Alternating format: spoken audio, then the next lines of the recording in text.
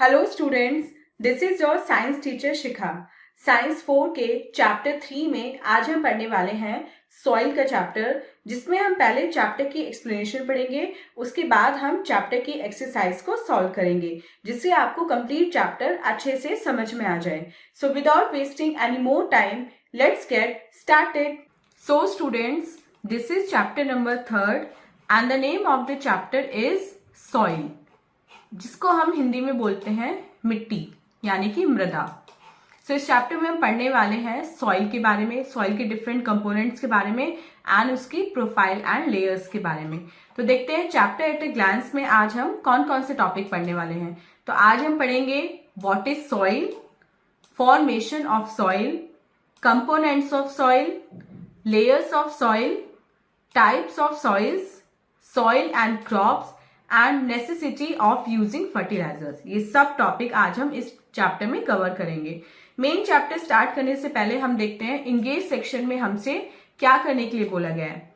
Right down some uses of soil by filling the blanks. अब आपको क्या करना है, यहाँ पे आपको एक ब्लैंक दिया हुआ है सभी तीनों पिक्चर्स के नीचे। आपको क्या करना है, इनको पढ़ना है और यहाँ पे कोई एक यूज जो उससे रिलेटेड है वो बताना है।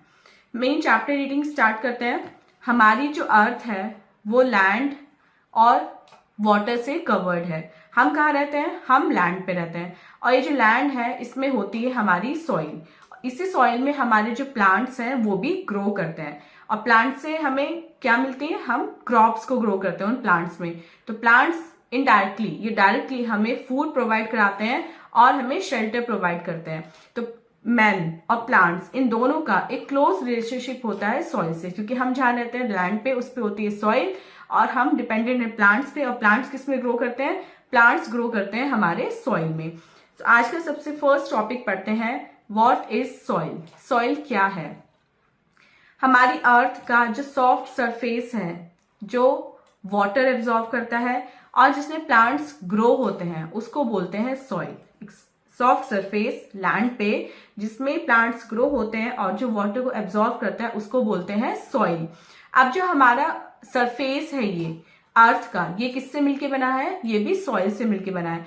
तो soil is one of earth most important natural resources. So ये अर्थ की बहुत सारी natural resources, important natural resources में से एक है। नेक्स्ट टॉपिक पढ़ते हैं, फॉर्मेशन ऑफ सॉइल। सॉइल की formation. Soil is formed over a long period of time by the weathering of rocks.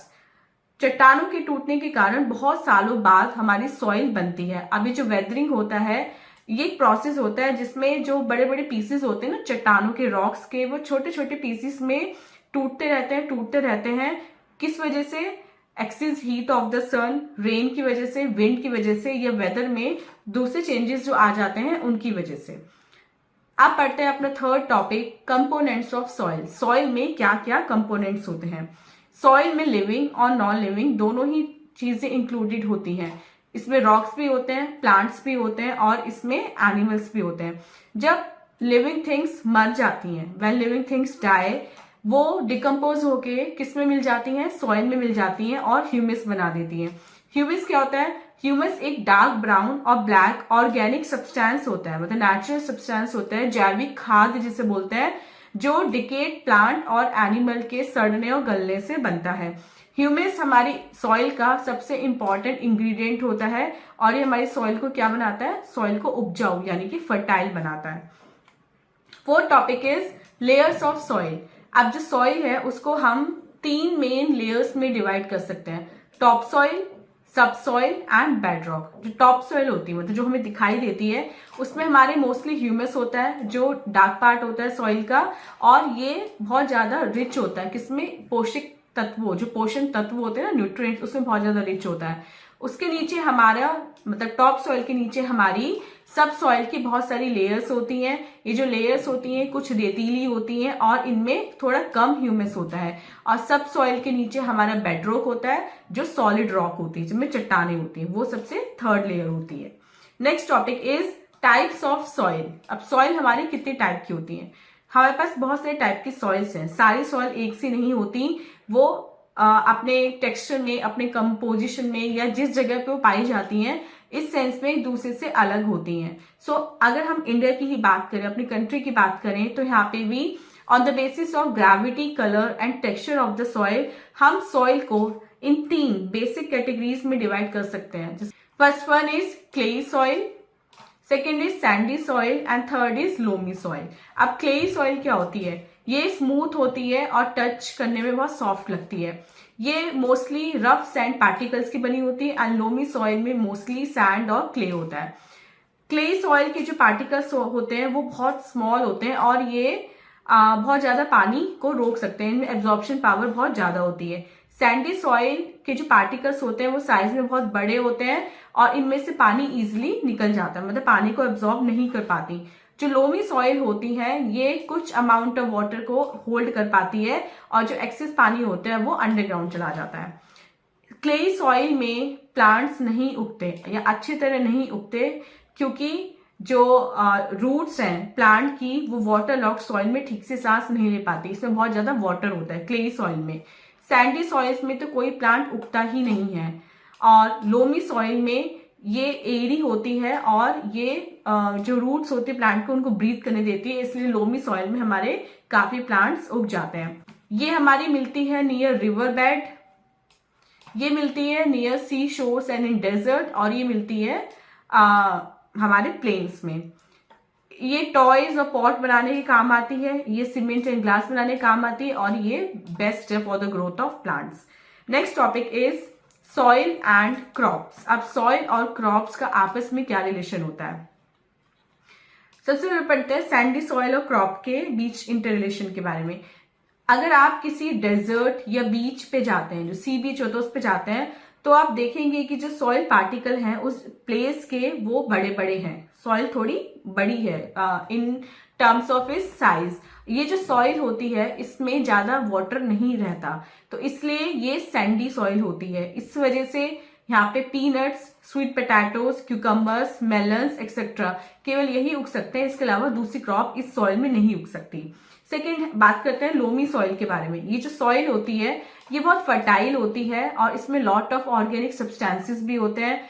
Bangladesh की अधिकतर जो मिट्टी है वो लोमी सॉइल ही है, इसलिए इस सॉइल को आइडियल सॉइल माना जाता है for the growth of plant. और इसमें सैंड, सिल्ट और क्ले का जो अमाउंट है ऑलमोस्ट इक्वल होता है, मतलब ये प्लांट की ग्रोथ के लिए बिल्कुल परफेक्ट सॉइल मानी जाती है। इसमें लगभग सभी टाइप ऑफ क्रॉप्स ग्रो करती है, जैसे paddy, jute, wheat, onion, potato, vegetables, मेज, पी, मस्टर्ड। ये सारी जो क्रॉप्स है इस सॉइल में इजिली उग सकती हैं। लोमी सॉइल का एक और टाइप होता है जिसको हम बोलते हैं सैंडी लोमी सॉइल। ये सॉइल क्या हो, इसमें लोम से ज्यादा सैंड होता है और इसमें क्रॉप्स कौन सी ग्रो होती हैं? रेडिश, टबैको, चिली, ये 3 इस क्रॉप जो है इस सॉइल में ग्रो होती हैं। Third is clayey soil. इसमें जो सैंड की मात्रा है, अमाउंट ऑफ सैंड, वो बहुत कम होता है इस टाइप ऑफ सॉइल में। इसमें बहुत ज्यादा वाटर स्टोर रह सकता है और जो क्ले पार्टिकल्स हैं वो काफी छोटे छोटे, बहुत टाइनी होते हैं इसमें। ये सॉइल पानी में घुलने के साथ ही बहुत ज्यादा सॉफ्ट हो जाती है और जब ये सूखती है फिर पानी में मिलने के बाद तो ये बहुत ज्यादा हार्ड हो जाती है। ये किसी भी टाइप की ग्रोथ के लिए अच्छी नहीं होती, लेकिन इसमें पैडी जो है वो बहुत अच्छा ग्रो होता है, क्योंकि चावल पैडी जो होता है उसको ऐसी क्ले सॉइल ही चाहिए होती है। तो ये for the growth of paddy is best, but for the rest of the item it is not suitable.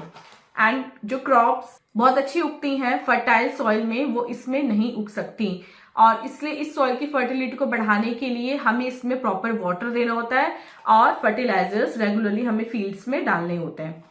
Next topic is necessity of using fertilizers. अब फर्टिलाइजर्स को यूज करने की हमारी क्या नेसेसिटी होती है, मतलब हमें क्यों यूज करनी चाहिए अपनी क्रॉप्स में, अपने फील्ड में फर्टिलाइजर्स को। आप ऑलरेडी पढ़ चुके हैं कि प्लांट में जो न्यूट्रिएंट्स आते हैं वो कहाँ से आते हैं, वो सॉइल से आते हैं। ठीक है, प्लांट सॉइल से अपने न्यूट्रिएंट्स को कलेक्ट करते हैं। ये जो न्यूट्रिएंट्स हैं ये नेचुरली मिलते हैं या तो उन्हें सॉइल में, या फिर हमें प्लांट को आर्टिफिशियल मेथड से इन न्यूट्रिएंट्स को प्रोवाइड कराना पड़ता है। अगर हम एक ही जगह पे, एक ही फील्ड में बहुत सारे सालों तक एक ही टाइप की क्रॉप ग्रो करते रहेंगे, धीरे धीरे क्या होता है, उस फील्ड की जो सॉइल है उसकी फर्टिलिटी डिक्रीज होती रहती है और एक टाइम ऐसा आता है जब वो इनफर्टाइल हो जाते हैं, मतलब वहां पे कोई भी क्रॉप ग्रो नहीं हो सकती। तो इसलिए सॉइल की फर्टिलिटी को बचाने के लिए, प्रिजर्व करने के लिए हमें फील्ड में फर्टिलाइजर्स यूज करने होते हैं। अभी जो फर्टिलाइजर्स होते हैं ये हमारे होते हैं 2 टाइप्स के। कौन कौन से? ऑर्गेनिक फर्टिलाइजर्स एंड इनऑर्गेनिक यानी कि केमिकल फर्टिलाइजर्स। सबसे पहले पढ़ते हैं ऑर्गेनिक फर्टिलाइजर्स और मैन्योर के बारे में। ऑर्गेनिक फर्टिलाइजर मोस्टली जो रिमेन्स होते हैं ना, अवशेष होते हैं डेड प्लांट्स और एनिमल्स के, उनसे मिलके बनी होती हैं।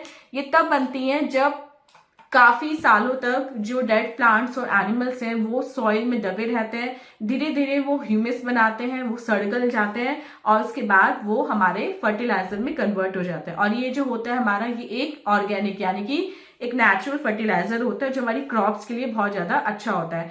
और जब हम इन फर्टिलाइजर्स को यूज करते हैं तो हमारी सॉइल की जो वाटर होल्डिंग कैपेसिटी है वो भी बढ़ जाती है और उसमें न्यूट्रिएंट्स की जो मात्रा है वो भी बढ़ जाती है। ऑर्गेनिक फर्टिलाइजर्स सबसे अच्छे फर्टिलाइजर्स माने जाते हैं।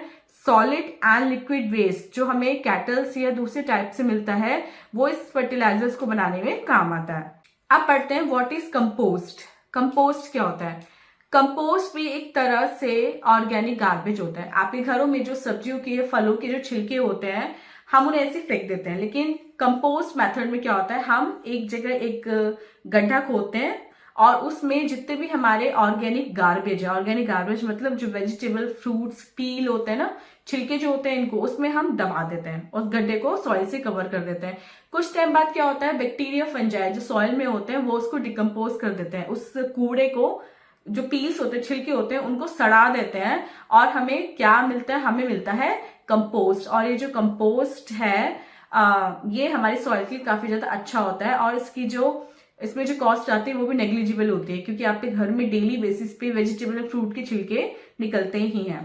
सेकेंड इज इनऑर्गेनिक फर्टिलाइजर्स यानी कि केमिकल फर्टिलाइजर्स। अब ये जो केमिकल फर्टिलाइजर्स हैं ये केमिकली यानी कि आर्टिफिशियली फैक्ट्रीज में बनाए जाते हैं। ये भी सॉइल की फर्टिलिटी को इंक्रीज करने में हेल्पफुल होते हैं।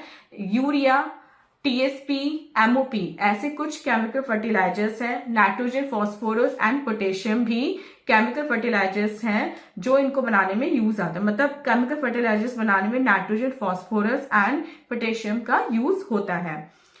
अब इनकी यूजफुलनेस क्या है और इनके डिसएडवांटेजेस क्या है? मतलब एडवांटेजेस तो हमें कुछ कुछ समझ में आ गए कि क्या होता है। बेसिकली प्लांट्स अच्छे उगे, ये क्रॉप्स हमारी अच्छी हों, क्रॉप्स में न्यूट्रिएंट्स हों, प्लांट नरिश हो, इसलिए हम फर्टिलाइजर्स एंड मैन्योर्स या कंपोस्ट का यूज करते हैं। लेकिन इनके कुछ हार्मफुल इफेक्ट्स भी होते हैं और वो हार्मफुल इफेक्ट्स क्या होते हैं? जब हम एक्सेस या रेगुलर बेसिस पे यूरिया, टीएसपी, एमओपी यूज करते हैं तो ये प्लांट्स के लिए तो बेनिफिशियल होते हैं, लेकिन ये फर्टिलाइजर्स जो हैं, जो केमिकल फर्टिलाइजर्स होते हैं स्पेशली, वो सॉइल के लिए काफी खतरनाक होते हैं। इनका एक्सेसिव यूज करने से इन क्रॉप की जो प्रोडक्शन कैपेसिटी है, जो फर्टिलिटी है, वो धीरे धीरे डिक्रीज होने लगती है। तो इसलिए हमें पहले मेक श्योर होना चाहिए कि जो फॉस्फेट है जो इसको बनाने में यूज हुआ है वो अच्छी क्वालिटी का हो, प्लस जब हम फर्टिलाइजर्स फील्ड में डालें तो वो अच्छे से क्रॉप में, अच्छे से सॉइल में और क्रॉप में मिक्स हो जाए। क्योंकि नाइट्रोजन फर्टिलाइजर्स अगर हम बहुत ज्यादा यूज करते हैं फ्रूट यील्डिंग प्लांट्स पे तो प्लांट तो उगेगा लेकिन उसमें कोई भी फ्रूट नहीं आएगा, मतलब फ्रूट्स के लिए अच्छा नहीं होता। फॉस्फोरस का एक्सेसिव यूज करने से क्या होता है, जो फ्लावर्स आते हैं ना प्लांट्स पे, जो फ्रूट्स आते हैं लीफी प्लांट्स पे, वो बंद हो जाते हैं और धीरे धीरे जो लीव्स आते हैं वो भी आनी बंद हो जाती हैं। रूट्स और लीव्स जो होती हैं प्लांट की वो कभी कभी जल भी जाती हैं इन केमिकल का यूज करने से, अगर ये केमिकल डायरेक्ट उनको टच कर जाए तो। इसलिए फर्टिलाइजर फील्ड में ऐड करना चाहिए लेकिन काफी केयरफुल होके और सारी इंस्ट्रक्शंस को फॉलो करते हुए। सो स्टूडेंट, ये थी हमारे चैप्टर की एक्सप्लेनेशन। अब चलते हैं अपने एक्सरसाइज पार्ट की तरफ और देखते हैं एक्सरसाइज टाइम में हमें क्या करना है। A is tick the correct option, हमें करेक्ट ऑप्शन को टिक करना है। First question is soil is formed by the process of weathering. Second, the layer of soil that contains humus is topsoil. Third, the soil with big particles and a lot of space between them is, so the correct answer is sandy. Fourth, Which of the following is not contained in the soil? इनमें से क्या soil में नहीं होता? So plastics. And fifth, the organic matter that comprises bits of dead plants and animals is called humus. बी देखते हैं, fill in the blanks. Is rich in humus soil.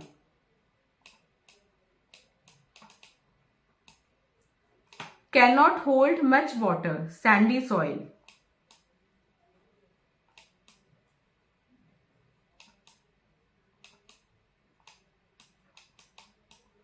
Third, is used for making pots, toys, tiles and bricks, clay soil.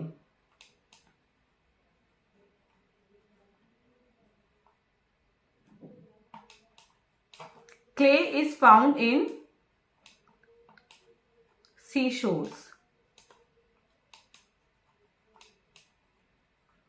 Fertilizers are of two types.